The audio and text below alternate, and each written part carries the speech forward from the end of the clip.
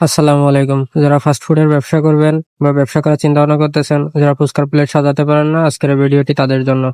মনোযোগ সহকারে ভিডিওটি শেষ পর্যন্ত দেখবেন। আজকের পরে থেকে আর ফুচকা প্লেট সাজাইতে আপনাদের কোনো সমস্যা হবে না ইনশাল্লাহ। তো ভিডিওটি শেষ পর্যন্ত দেখতে থাকুন। ভিডিওটি টানবেন না, শেষ পর্যন্ত ভিডিওটি দেখুন। আমি কি মসলা ব্যবহার করছি, কিভাবে এটা ভর্তাটা মাখাইছি, কিভাবে ফুচকা প্লেট সাজাইছি, ইনশাল্লাহ ভিডিওটি দেখলে আপনাদের আর ফুচকা প্লেট সাজাইতে কোনো কষ্ট হবে না।